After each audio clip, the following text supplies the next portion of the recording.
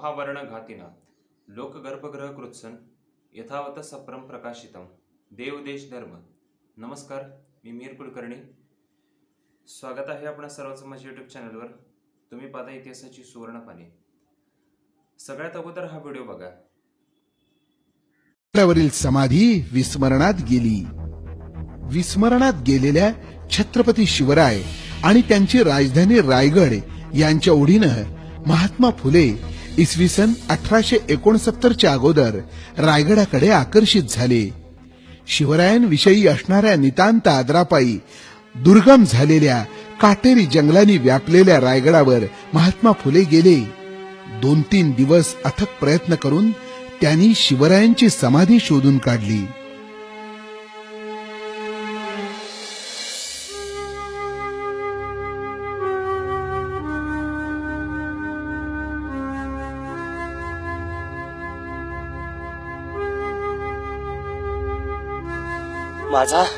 माझा कुलवाडी भूषण राजा शिव छत्रपतींची हीच ती समाधी. यासाठीच केला होता आतापर्यंत अट्टहास. काय दुरावस्था झाल्या माझ्या राजाच्या समाधीची. आपल्याला इथली साफसफाई करायला पाहिजे. होय तू फुलं घेऊन ये पूजेसाठी.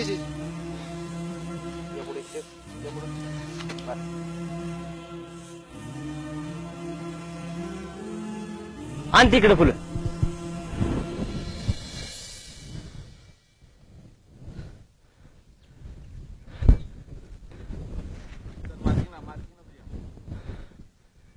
कुलवाडी भूषण क्षत्रिय कुलावतंस छत्रपती शिवाजी महाराज की जय. कुलवाडी भूषण क्षत्रिय कुलावतंस छत्रपती शिवाजी महाराज की जय. कुलवाडी भूषण क्षत्रिय कुलावतंस छत्रपती शिवाजी महाराज की जय. कुलवाडी भूषण क्षत्रिय कुलावतंस छत्रपती शिवाजी महाराज की जय. क्षत्रिय कुला होतोस काय कुणपटा? त्या शिवाजीच्या थडग्याचा देव केलास? अरे मी इथला ग्राम जोशी आणि मला सीधा दक्षिणा द्यायची सोडून शिवाजीचा देव केलास? शूद्रांचा राजा तो. त्याची मुंजही झाली नव्हती आणि त्याची पूजा करतोस?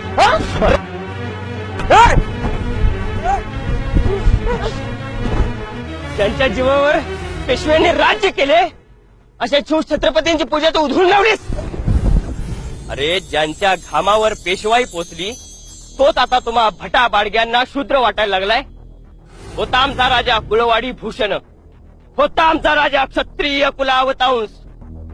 कुलवाडी भूषण क्षत्रिय कुलावतांस छत्रपती शिवाजी महाराज की जय. आज महात्मा फुले यांची जयंती आहे. शिवजयंती आल्यावर त्यांच्याविषयीची गोष्ट जी सांगितली जाते ती आपण या व्हिडिओमध्ये बघितलेली आहे. 1869 साली महात्मा फुले आपल्या सहकाऱ्यांसह रायगडावर गेले आणि त्यांनी शिवरायांची समाधी शोधायचा प्रयत्न केला. 3 दिवस झाल्यानंतर त्यांना शिवरायांची समाधी सापडली. त्यांनी ती सगळी जागा स्वच्छ केली आणि शिवरायांच्या समाधीची पूजा करायला सुरुवात केली. त्याचवेळी तिथं ग्रामजोशी येऊन धडकला आणि त्याने विचारलं, त्या शूद्राची पूजा कशाला करतोस? तो काही राजा होता का? त्याची पूजा करण्यापेक्षा मला दक्षिणा दे. असं बोलून त्याने ती पूजा उधळून लावायचा प्रयत्न केला. पण फुले गुरुजी यांनी त्यांच्या सहकाऱ्यांनी त्याला मात्र तिथनं पेटाळून लावलं. हे सगळं आपण आत्ता या व्हिडिओमध्ये बघितलेलं आहे. याला कोणताही समकालीन आणि भक्कम आधार नाहीये. शिवरायांवर सगळ्यात पहिल्यांदा पोवाडा ज्यांनी रचला होता त्यांचं नाव होतं शाहीर अज्ञानदास. आपल्याला काय सांगितलं की त्यांनी महात्मा फुलेंनी शिवरायांवर पहिला पोवाडा रचला होता, पण ते ज्यांनी रचला होता त्यांचं नाव होतं शाहीर अज्ञानदास. फुलेंनी जर शिवजयंती सुरू केली तर ती दिनांकानुसार सुरू केली का तिथीनुसार? तिथीनुसार केली तर ब्रिगेडी दिनांकाचा आग्रह का धरतात आणि दिनांकानुसार केली तर 19 फेब्रुवारी हा दिनांक 2001 साली निश्चित झाला. तर तो फुले गुरुजींना 132 वर्षा अगोदर कसा काय समजलेला होता? असे अनेक विरोधाभास ब्रिगेडींच्या असत्य प्रचारामध्ये आपल्याला दिसून येतात. फुले गुरुजींना 3 दिवस लागले समाधी शोधायला, पण ग्रामजोशीला त्यांच्या पूजेमध्ये अडथळा आणायला 3 मिनिट सुद्धा लागले नाहीत. याचा अर्थ फुलेंच्या अगोदर ग्रामजोशीला त्या समाधीचं अस्तित्व ठाऊक होतं. मग ती जागा फुले गुरुजींनी शोधून काढली. याला आधार काय? त्या संशोधनाचं पेटंट फुले गुरुजींच्या नावावर कसं काय येतं? इथं मी माझ्या मनाचं काही सांगत नाही. ब्रिगेडींनी सांगितलेल्या इतिहासातूनच हे अशा प्रकारचे तर्क निघत असतात. 3 दिवस समाधीचा शोध घेत होते, मग त्यांनी 3 दिवस कसं काय सर्व्हाइव्ह केलं?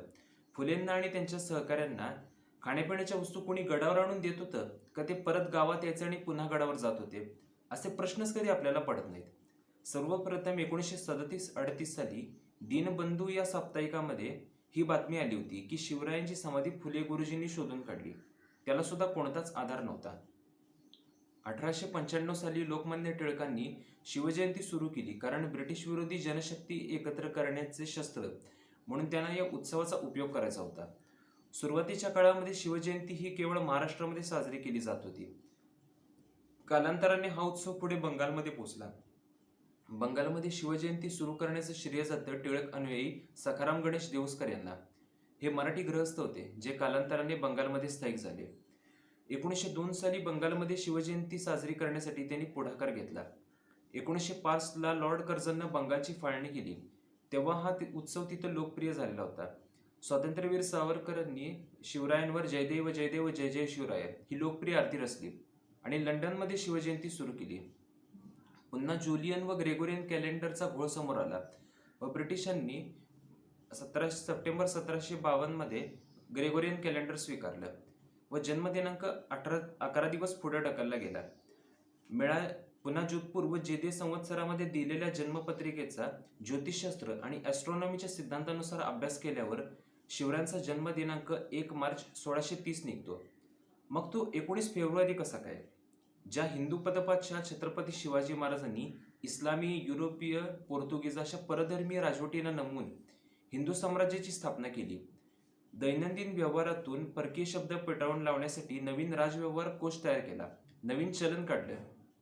त्या शिवरायांना ब्रिटिशांच्या दिनांकामध्ये बांधणे मान्य होईल का? फुलेंनी सार्वजनिक सत्य धर्म या ग्रंथामध्ये काय लिहिलेलं आहे? अक्षरशून्य शिवाजीने रामदासाच्या कपडजालात फसून शूद्रातिशूद्रांच्या ईश्वराने पाठवलेल्या मसीहा मुसलमानांचा पाठलाग केला. महात्मा फुले समग्र वाङ्मयाची प्रस्तावना काळजीपूर्वक वाचा. फुलेंनी शिवरायांना कुळवाडी भूषण अशी पदवी दिलेली आहे असा निष्कर्ष धनंजय कीर यांनी आपल्या फुले चरित्रामध्ये ओढून ताणून काढलेला आहे. पवाड्याच्या पालुमतामध्ये कुळवाडी भूषण हा कर्ता तर पवाडा हे कर्म आहे. या पवाड्याच्या शेवटी ज्योतिराव फुलेने गायला पूत शूद्राचा असं म्हटलेलं आहे. म्हणजे जे कुळवाडी भूषण आहे ते स्वतः महात्मा फुले शिवरायांचा पोवाडा गात आहेत असं त्यामध्ये म्हटलेलं आहे. तरी सुद्धा ओढून ताणून फुले गुरुजींनी शिवरायांना कुळवाडी भूषण ही पदवी दिली असा निष्कर्ष काढणं अतार्किक वाटतं. तसं असेल तर मग फुलेंची वाक्यरचना चुकीची आहे असं म्हणावं लागेल किंवा फुलेंना कर्ता आणि कर्म यातला फरक समजत नव्हता असं किरांना म्हणायचं असेल. फुलेंमुळे शिवराय जगाला कळले हा दावा अत्यंत चुकीचा आणि शिवरायांच्या प्रतिभेला जणू धक्का लावण्याचा अपराध आहे. फुलेंचा जन्म व्हायच्या 168 वर्ष अगोदर महाराजांनी अफजल खानाला 72 हुरांपाशी पोहोचवलेलं होतं. तेव्हाच त्यांची कीर्ती दूरवर पसरली. 5 पातशाह्यांना नमवून ज्यांनी शास्त्रशुद्ध पद्धतीनं आपलं राज्याभिषेक करून घेतला. बहुतांश राजशक्तींच्या प्रतिनिधींच्या उपस्थितीमध्ये राज्याभिषेक करून त्यांनी महाराष्ट्रच नाही तर अखंड हिंदुस्थानातील जनमानसावर विलक्षण छाप सोडली. त्या शिवरायांची जगाला ओळख करून दिली. असं म्हणणं म्हणजे एखाद्या आफ्रिकन कृष्णवर्णीय माणसानं सूर्याला तेलाचा दिवा दाखवला असं म्हणण्यासारखं आहे. या व्यतिरिक्त फुले गुरुजींनी त्यांच्या आयुष्यामध्ये किती शिवचरित्राची पारायणं केली होती, शिवचरित्रावर किती व्याख्यानं दिली होती, शिवचरित्र जनमानसात पोहोचवण्यासाठी काय प्रयास केले होते याविषयी फारशी माहिती उपलब्ध नाही. एक गोष्ट ऐकण्यात आली ती म्हणजे लिजिट सर नावाच्या एका ब्रिटिश अधिकाऱ्यानं फुले गुरुजींना शिवरायांचा इंग्लिशमध्ये थोडाफार इतिहास सांगितला.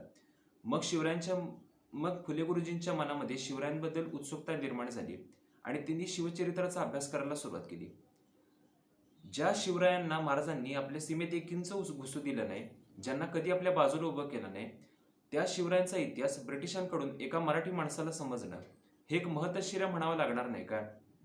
याचा अर्थ असे निघू शकतात की ही व्यक्ती मराठी मातीशी जोडली नसावी, शिवरायांबद्दल फारशी आपुलकी नसल्याने त्यांनी अभ्यास केला नाही किंवा स्वकीय बंधूंवर विश्वास नव्हता. टिळकांनी फुलेंच्या सामाजिक क्रांतीला धर्मक्रांतीमध्ये परावर्तित केले आणि बहुजन राजा ब्राह्मणी बंदीगृहामध्ये बंदिस्त केला.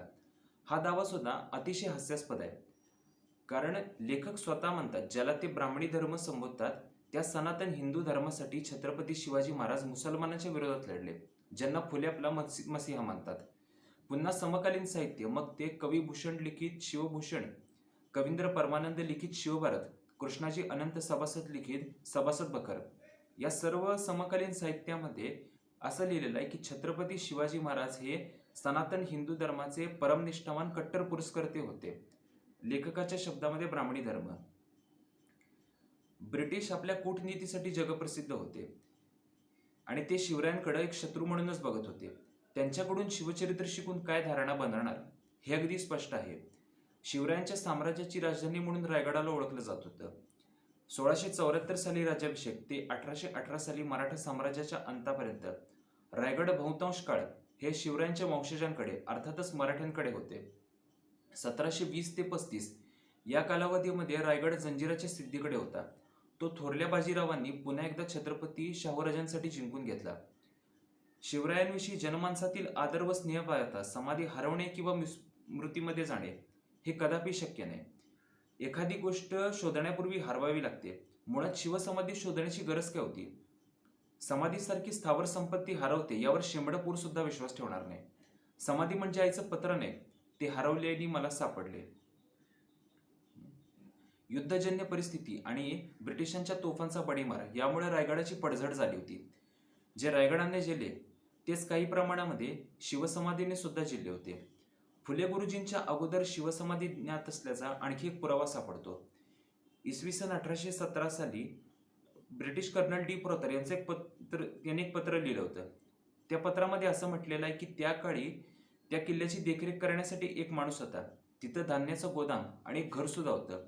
छत्रपती शिवाजी महाराजांच्या काळात बांधलेले किल्ले आणि मनोरे या गोष्टीची साक्ष देतात की त्या काळात सुद्धा उंच अशा इमारती होत्या आणि समाधी देखील तिथे आहे. 1818 साली जेव्हा ब्रिटिश आणि मराठा यांच्यात तिसरं अँग्लो मराठा वॉर झालं होतं तेव्हा त्यानंतर त्यांच्यामध्ये एक तह झालेला होता आणि या तहामध्ये अजिंक्य तारा, परळीचा किल्ला, रायगड याचा ताबा सातारकरांनी स्वतःकडे ठेवलेला होता. अजिंक्य तारा निवासस्थान, परळीचा किल्ला गुरुस्थान, रायगड समाधी. गमत बघा, आपल्या इथं अफजल खान, औरंगजेब यांची थडगी सुरक्षित राहतात आणि शिवरायांची समाधी हरवते किंवा विस्मृतीत जाते. याच्यापेक्षा दुसरा मोठा विनोद असू शकत नाही.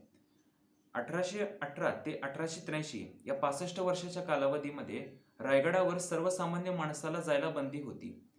तिथे फक्त राजघराण्यातल्या लोकच जाऊ शकत होते. ब्रिटिशांनी समाधीच्या दिवाबत्तीची सुद्धा व्यवस्था केली होती. मग 1869 साली फुले गुरुजी रायगडावर जाणं कसं काय शक्य होतं? फुलेंनी रायगडाला भेट दिली ती सुद्धा 1883 किंवा त्याच्या नंतर. त्यावेळी रायगडावरील समाधीची दुरावस्था झाली होती. त्याच्याकडे फुले गुरुजींनी लोकांचं लक्ष वेधून घेतलं. याचं श्रेय निश्चितपणे त्यांना देता येतं, पण याचा अर्थ असा नाही की त्यांनी समाधी शोधून काढली किंवा त्यांच्यामुळं रायगड लोकांना माहिती झाला, असं आपण नाही म्हणू शकत. मागच्या वेळी फुले शाहू आंबेडकर यांच्यावर मी एक व्हिडिओ बनवला होता. त्यावेळी जे मी सांगितलं होतं तेच आता परत एकदा सांगतो. महापुरुष सर्व जनतेला सर्व काळात सर्व प्रांतात स्वीकार्य नसतात. प्रदेश बदलला की महापुरुष बदलतात.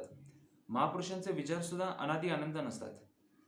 ज्या देशामध्ये कोणत्या एका देवाला स्वीकारलं जात नाही त्या देशामध्ये देवापेक्षा गौण आणि मर्त्य मानवामधून आलेल्या महापुरुषांना सर्व जनतेने स्वीकारावं अशी सक्ती किंवा आग्रह केला जाऊ शकत नाही. महापुरुषांना जनतेने स्वीकारणं आणि त्यांच्या भक्तांकडून त्यांना जनतेवर लादणं या दोन्ही वेगवेगळ्या गोष्टी आहेत. आजच्या सामाजिक आणि कौटुंबिक प्रगतीचं श्रेय जर आपण महापुरुषांना देत असू तर आजच्या काळातल्या कौटुंबिक आणि सामाजिक अधोगतीचं दायित्व सुद्धा दिवंगत महापुरुषांना दिलं पाहिजे. महापुरुषांचे भक्त त्यांच्याविषयी घेतल्या जाणाऱ्या प्रामाणिक आक्षेपांना वस्तुनिष्ठ उत्तरे देत नाहीत. त्यांच्या सामाजिक कार्यांचे दाखले देऊन ते मूळ प्रश्नांना बगल देतात. ही पळवाट आहे. परिवर्तन हा सृष्टीचा नियम आहे. महापुरुषांच्या पूर्वी आणि त्याच्या नंतर सुद्धा परिवर्तन झाल्याचं आपल्याला दिसून येतं. महापुरुषांची महानता किंवा त्यांचं सामाजिक कार्य हे आक्षेपाचे मुद्दे नाहीतच. त्यांच्याविषयी सांगितला जाणारा इतिहास खरा आहे की नाही आणि त्याचे प्रमाण काय हे खरे मुद्दे आहेत. फुले गुरुजींनी शिवरायांची समाधी शोधून काढली आणि शिवजयंती सुरू केली, याला कोणताच लेखी पुरावा उपलब्ध नाहीये. त्याचप्रमाणे फुले गुरुजी टाटांपेक्षा अधिक श्रीमंत होते. सनातन्यांनी त्यांना मारण्यासाठी मारेकरी धाडले होते. न कुरकुरणारी फातिमा या सगळ्या कपोलकल्पित गोष्टी आहेत. आपल्याला इतिहास केवढा माहीत असतो जेवढा तो आपल्याला शिकवला आणि सांगितला जातो.